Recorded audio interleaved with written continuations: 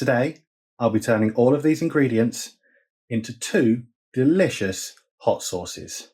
Before I start chopping, what are the ingredients? Well, for the lacto-fermented one, it is simply going to be half of an onion, half of the garlic, 250 grams of mango, approximately 100 grams of passion fruit, a pinch of cumin, 12 habanero chilies, water and salt. For the vinegar-based one, it's the same ingredients, but with added vinegar, and it will cook today, which will mean it'll be ready later on this evening. So the first thing I'm going to do before I do any of this is put on some nitrile gloves. Now, you could use cooking gloves if you've got them. I unfortunately don't, so I'm going with the safest option that I have available. And of course, it's always the way. You can put them on, no problem, when you're not needing to in any sort of fashion. But then when it comes to doing it for other people or in front of other people, it gets very difficult. But they are on, and we can start. Garlic and onion's going to go to one side for a moment, and we're going to take out the habaneros or Scotch bonnets, depending on where in the world you live. I'm just going to take off all of the stalks. Apologies if you hear the car coming past. I have to have the windows and doors open for this, because if not, I will pepper spray and mace my house. So it's a must do in this instance. And if you are dealing with any sort of spicy peppers, 100% gloves. They are not optional. I learned this the hard way once, and let's just say I never, ever, ever, ever want to repeat that process. So these stems technically have no spice to them, but because I'm holding the peppers, they certainly do. Now you can use habanero peppers or Scotch bonnets. They're pretty much the same, depending on where you are. But what we're going to do is we're going to take half. So we've got 2, 4, 6, 8, 2, 4, 6, 8, 10, 10, 11, 11 and a half. So we've got 11 and a half each. What I'm going to do is I'm just going to roughly chop each batch. I'm going to look through, make sure that there's no black seeds or anything like that within the pith, because that's not a good idea. Can I just put that whole in? Because I am daft. 1, 2, 3. Right, there we go. Now, and you also want to make sure that there are no baby peppers growing in. Take the seeds out if you don't want it as spicy, but I feel brave. That one's got a black seed, so that goes. Just move that there. I can already feel the pepper in the air, but it's all good. I will be turning on my extractor fan shortly if it gets too much.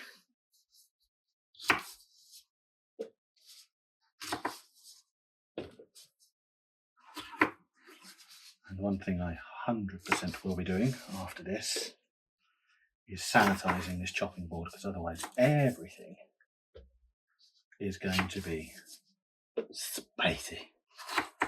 And when you have children about, this sort of spice level, not a good idea. So, yeah. You never know, you might have children that are mad and love spice, but mine, not so much. Oh, we've got some dead bits in here. Or not dead, but darkened, so Pull that out and just chop that off there. That will go into the bin momentarily. I'm going to cut this bit in half just to expose that a bit better. We'll get rid of the pith from this one. I do believe in America they don't call it pith, they call it placenta. But I guess both are technically correct. And this one's fine, so chop, chop, chop, chop. So that's going to be the vinegar one. This one is going to be the lacto-fermented one. That's fine. Now the beauty with the lacto-fermented one is I'm going to leave it for a couple of weeks and then come back to it. So that looks all right there. But mango habanero is quite a popular flavour, but I don't think I've ever seen one with passion fruit. So that's, it's going to add an additional layer of sweetness. You can always add honey or something like that as well, if you feel the need, but I do not. I had a mango habanero sauce the other day, and that's what gave me the idea for this. The one I had was in Subway, and I had a Subway salad, and it was really nice, and the mango habanero sauce was delicious, to say the least. Okay.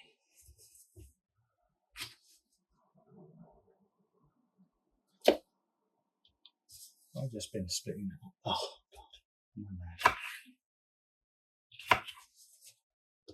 What I'll do is I'll weigh the chili out in a moment and just split it in half, because I can't remember which ones I've been throwing things into. So, to save that kerfuffle, digital scales,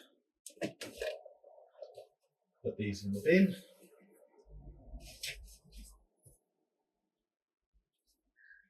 and back in the room, zero out the scales. We have got 198 grams of habaneros in there.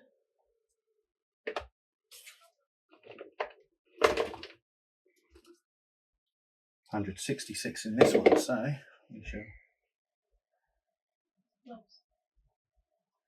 73.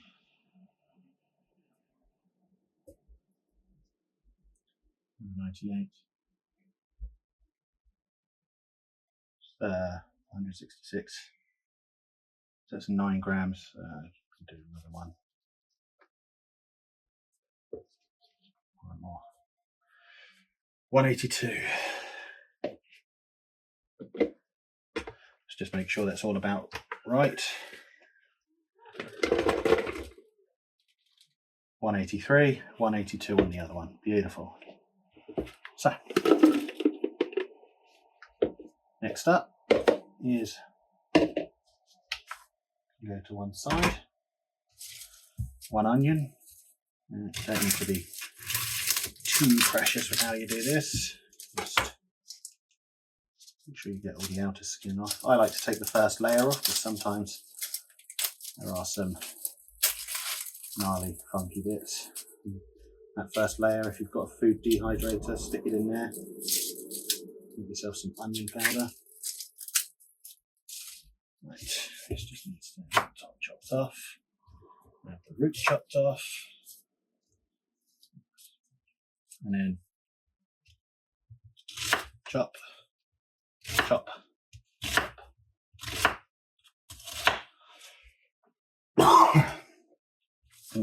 Excuse me, those peppers are peppery already. Oh.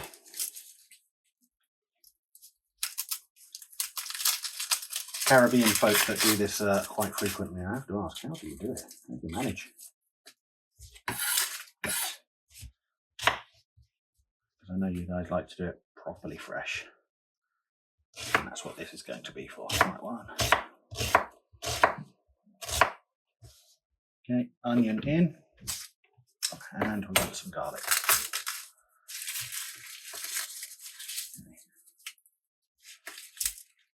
one piece, 2 piece, 3 for that one. That's 1, 2, 4 for that one. This can go back into the fridge.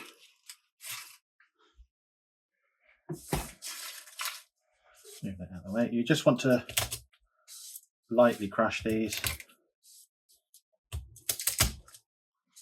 Take the skins away.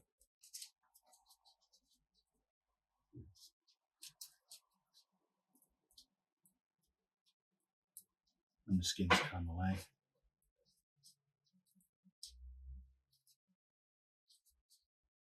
Oh, come on, skins, whilst we're young. It's typical. You could do it without the gloves on, but considering what we're doing, it's best to have the gloves on. I promise you that. Right, it's just a simple case of chopping. You can take the little bottom bit off if you really want to, but if it's not green, that one's green. If it's not green, then there's not really crazy need to do it. It smells lovely and garlicky though, but then again, it's garlic. So, right, that's that one. 1, 2, 3, and 4.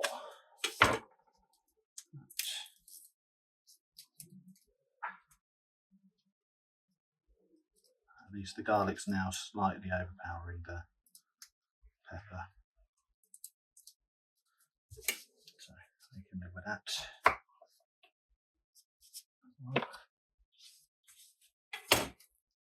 This is like the tiniest clove of garlic I've ever seen in my life. I think it's not worth doing that one. Something. Again, apologies. Kind of has to be open because otherwise I shall be pepper spraying my house, and that is not an ideal thing to be doing. So, look at that. And that's that. I'm going to have a pinch of cumin. This is a fresh bag, freshly opened. That's for a good pinch in both.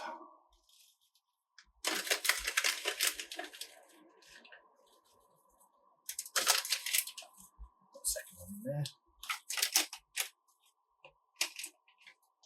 And that is that for the moment.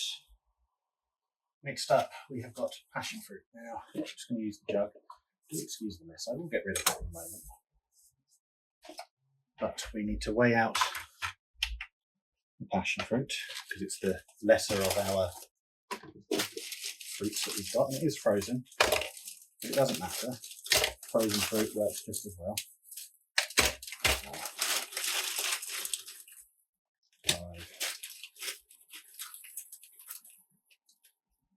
Well, there's 6 pieces, so 1, 2, 3. 1, 2, 3.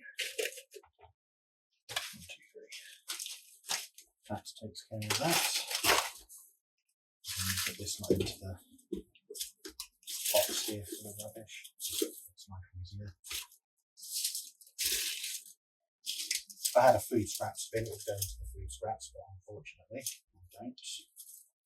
Where I live, it's not collected or composted, and I don't have a garden. So I'm always out doing my own as well, which is an annoyance, but that is life. You live with the hand that you've been dealt with, and you make progress. Excuse me. So that takes care of that. Mango. Not one of them. Mango. Next up.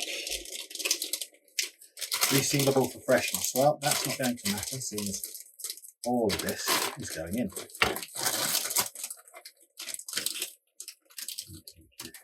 But we want 250 grams.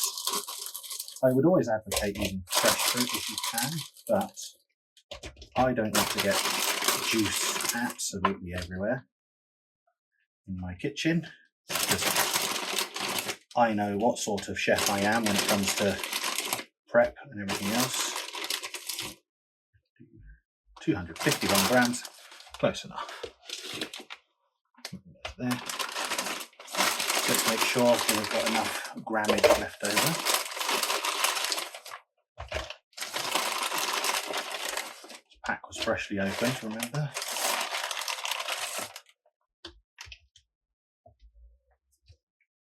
£250 grams, so we've got 1 gram over of mango. Thank you very much, Asda, for that free 1 gram. Right. Next up, salt. Now, for the fresh one, we need a whole tablespoon of salt. So the fresh one is going to have a tablespoon of salt level. But the lacto-fermented one won't have that much salt, it will have more. And I want cup measurements. That's a 1/4 cup and a 1 cup, that will work for my purposes. I do have a 1/2 cup one somewhere, but for the minute it's not going to matter.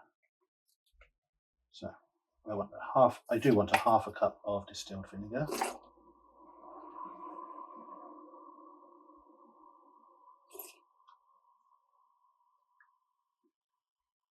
One.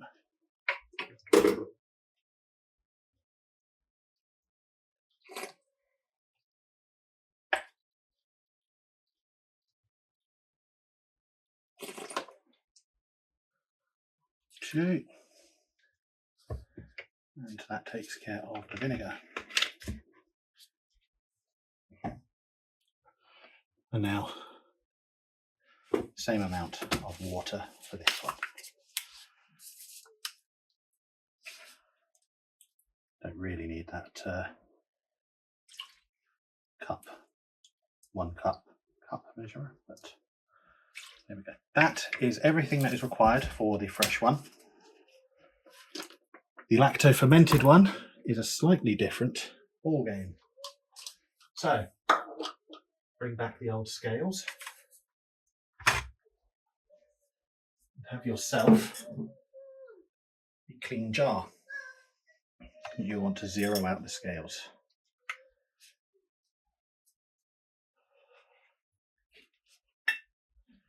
Everything from in here will want to go into this mix.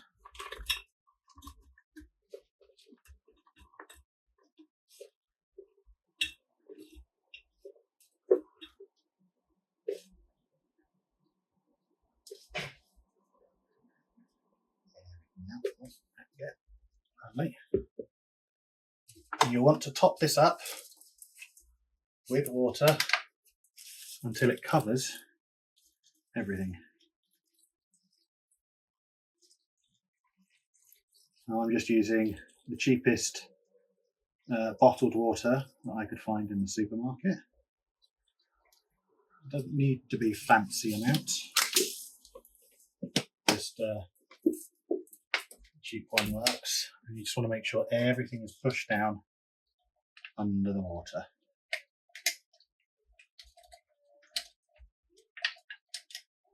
You want to make a note of that number, so 1639. I'm going to work out how much salt that is, so it's 1639 multiplied by 0.03. So the maths says it is 49.17 grams. So what I'm going to do is I'm going to strain the liquid into this jug. I'm going to use my hands as the strainer.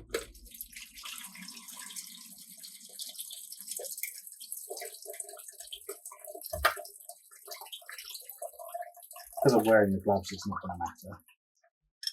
Okay, right. Now, I'm going to round it up to 50 grams of salt. Here's a fun fact for you. When you add water to salt to water, the level of the water does not actually increase. Doesn't matter that it's slightly over. It's 51 grams. It's marginally over. Now, just want to make sure you stir this up. And you stir, and you stir.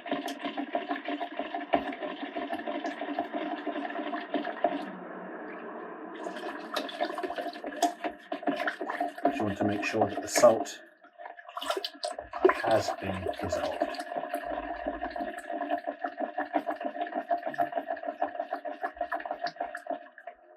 I'll come back when that's done. So I've been stirring,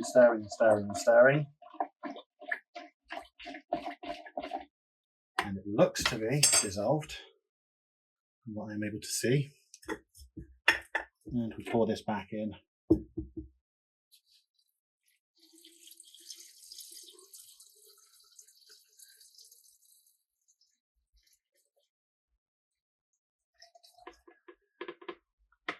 And what we want to do, we want to find something to press that down with, just to make sure that everything is and stays under the water. So that'll be my next task, find the appropriate vessel. Unfortunately, I was unable to find a suitable vessel to press everything down, but I do have cling film readily available, or cling wrap, or saran wrap, whatever you wish to call it. I'm going to put gloves on again, or at least one for this one. And took the gloves off so I could go rifling through the cupboards and everything. That's the last thing we want is for other people to touch the handles. And you know, they get habanero hands.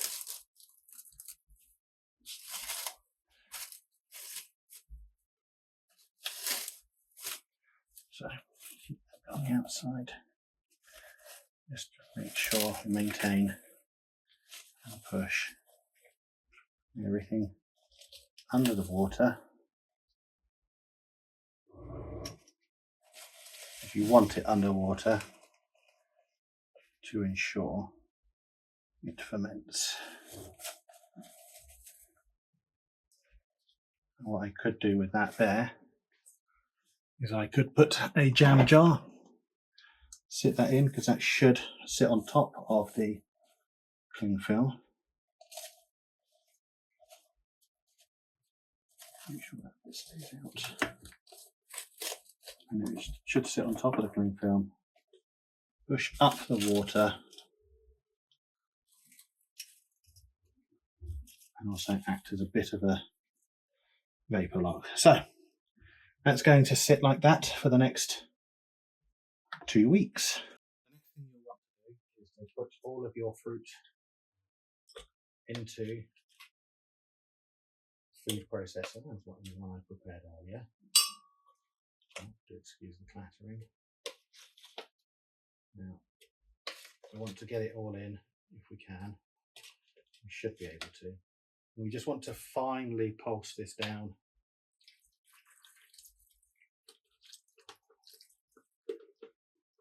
Before you cook it. You can smoke all of your chilies and everything else beforehand. You can smoke the fruit in any fashion you choose. It will add a good amount of flavour. Right. Make sure that's on properly. Make sure that's on properly. Now I'm going to blitz it for about a minute or so.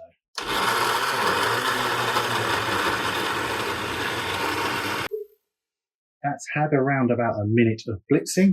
So I'm going to take the lid off and I'm going to pour it into a pan. Don't need to worry about sieving it or anything at this stage. I can smell that from here. It is potent and it is fruity. So definitely will be a nice one to cook up. I'll scrape the rest of that out with a rubber bottom spatula and then get the pan ready to cook with. So I have got the chili sauce that has now been blitzed up and everything else put into a pan. I'm going to keep that on a relatively high heat until it begins to boil, and then I'll lower the heat when it starts to simmer. We'll be back at that moment. So you can probably hear it, or if not, you can see the little spats coming up now on the pan. So what we do, on the lid I should say, is we turn that heat down. Pop that there for a moment. Have the heat, turn it just a little bit and give it stirs. Turn that up actually. And just give this a stir and make sure there's nothing on the sides, nothing stuck to the bottom. You just want to ensure that you are making, because there's a lot of sugar with the mango and with the passion fruit, you don't want it to burn. That burning will turn bitter. But you do want this to be just ticking over nicely. And I feel brave, but not brave enough to do it with my finger. Brave enough to try just the smallest bit. Wowzers. Potent is an understatement. Oh, but it's delicious. There's a sweetness that kicks in at the back there. Oh, wow. It's sits on the tongue really nicely. There's a really rich flavour in that. Both the mango and the passion fruit do come through quite nicely with that. But take it from me, don't try it that quick. Let it cook for a little bit longer. What you want is the sauce to be doing this sort of bubbling. If you've got a, I can't remember the one.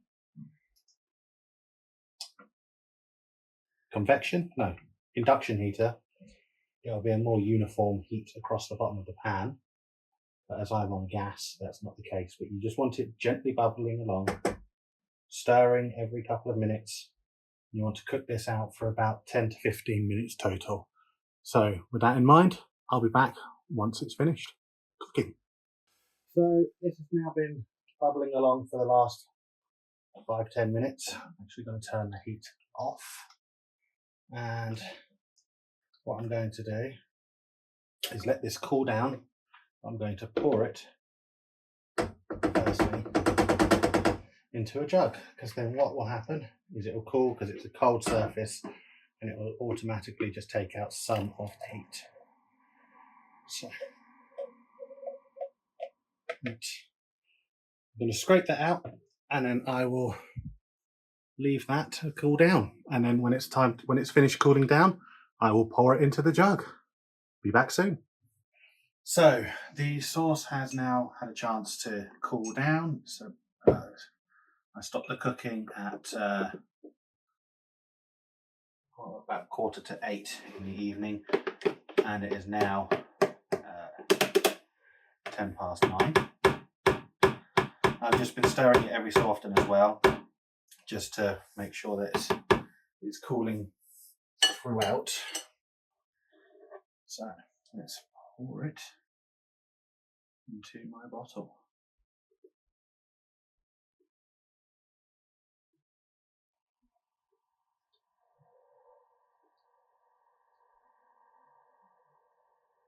I love these glass bottles.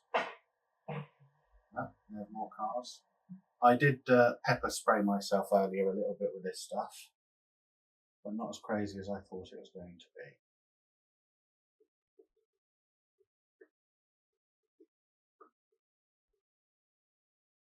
Now I could blend this up more, or I could add some oil in to thin it out, but that's not what I plan to do in the slightest. I just want this to be raw, unadulterated, spicy as hell hot sauce. And the rubber spatula going again. Let's pour it in this way. Now it's thick. It's actually got the consistency, I would say, of ketchup. Yeah, like a slightly loose ketchup. So I don't mind that. It smells phenomenal now. It's cooler. Smells divine, to be honest. Now, being a vinegar-based sauce, this will keep, if you have it out of the cupboard, for about 2 weeks. Or sorry, in a cupboard for about 2 weeks. If you have it in a fridge, probably going to get about 3 months of use out of it. Oh dear, I'm spilling onto the sides. That's not a case of wipe up with fingers and put in mouth and go, lovely. Because I actually had a bit with dinner. And let's just say it burned in a good way. But even with a yogurty raita type dish, it did definitely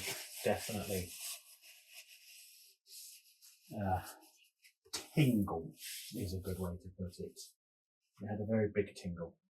So that is the bottle of hot sauce. I'll take this out. I'm not going to go too crazy. Close the lid. Let that sit. We've got this one and we've got this one that is fermenting away. I ended up putting elastic bands around this so that the jar didn't just keep sinking in. There is a small air gap on the side, so if any air does need to escape, it can. I don't have weights that unfortunately could sit in there, but that is life. That will ferment for about 2 weeks. This is good to go now. It's hot, spicy, and very, very flavourful. That's it for today. I thank you for being here, and stick around. In 2 weeks' time. We'll finish off the fermented one, and then we'll do a side-by-side taste comparison with a bit of cheese, because it's probably the most neutral vessel I can think of that is friendly for my diet. So thanks for sticking around, guys, and I will see you on the next one.